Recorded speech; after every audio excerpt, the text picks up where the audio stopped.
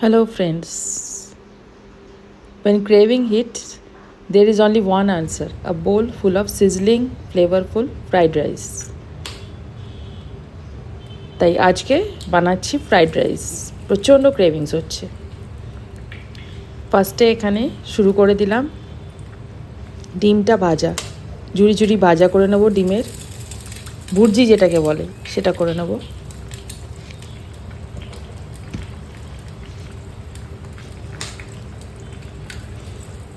আমি এখানে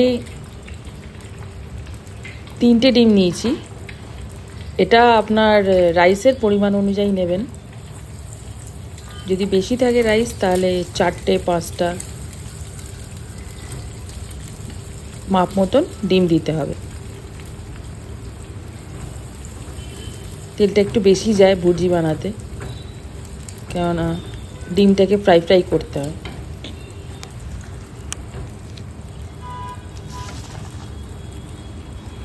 আচ্ছা, এটা কিন্তু কাস্টমাইজড, একবারে আমার মতন করে, আমি যেরকম পছন্দ করি বা আমি যেরকম খেতে চাই সেরকম ধরনের ফ্রাইড রাইস। আপনাদের যদি অন্যরকম থাকে তো আমাকে কমেন্ট বক্সে জানাবে।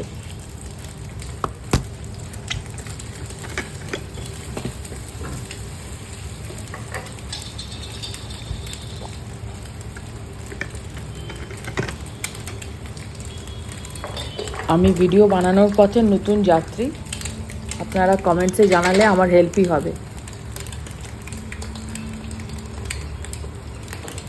আচ্ছা, দিয়ে দিলাম লঙ্কার গুঁড়ো,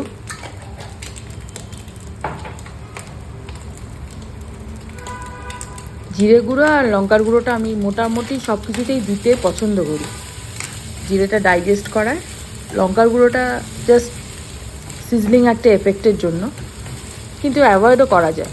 ওটা মরিচ গুঁড়ো দিলে অনেক সময় বেটার হয়, বাট আমার কাছে ছিল না, তাই জন্য আই প্রেফার্ড লাল লঙ্কার গুঁড়ো।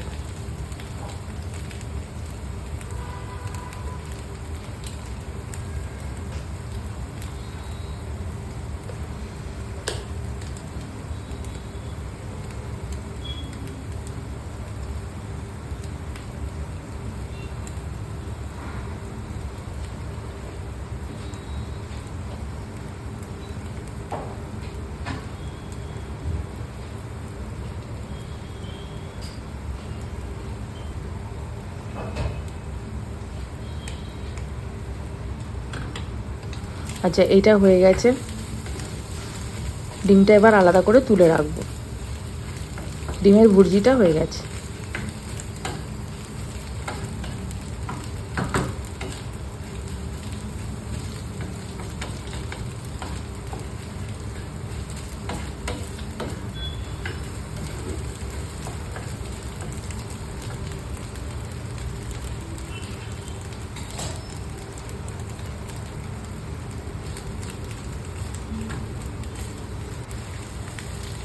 আচ্ছা, এটা এবারে পনিরটাকে আমি ম্যারিনেট করে রাখি জিরে গুঁড়ো, একটু অল্প নুন আর দিয়ে লঙ্কার গুঁড়ো দিয়ে।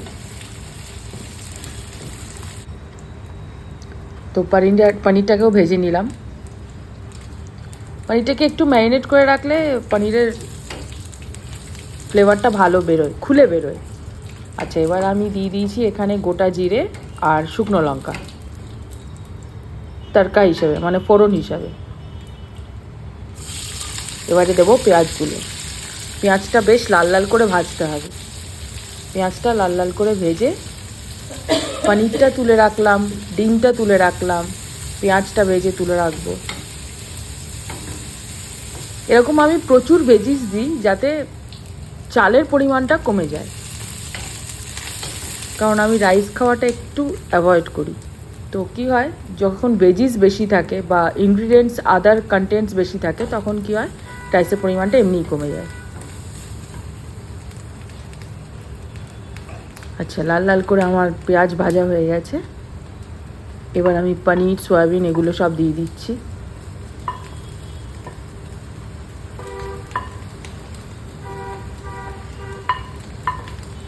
এবার আমি এটা ভালো করে নেড়ে চেড়ে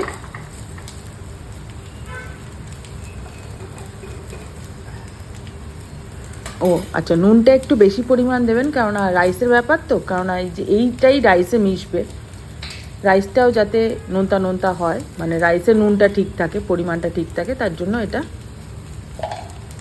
নুনটা দেবেন একটু বেশি করে।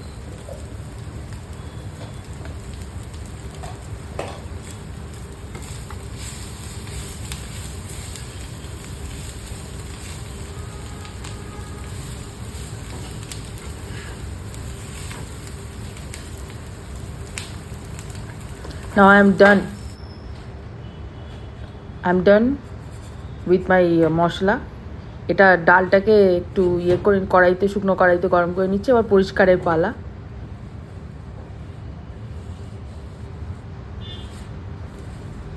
আচ্ছা, আমার একটু পরিষ্কার পরিষ্কার বাতি গেছে, এবার হচ্ছে গ্যাস পরিষ্কারের পালা। ফ্রাইড রাইসের সমস্ত মিশ্রণ রেডি হয়ে গেছে, রাইসটা করে ওটা জাস্ট মেশাবো।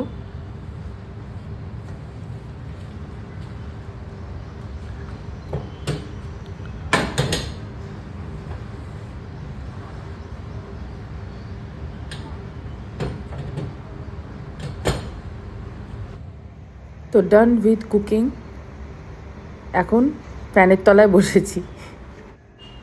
রাইসটা খেতে খুব ভালো ছিল, খেয়ে একদম দিলখুশ হয়ে গেছে। দেখা হচ্ছে আবার নেক্সট ব্লগে। Bye bye.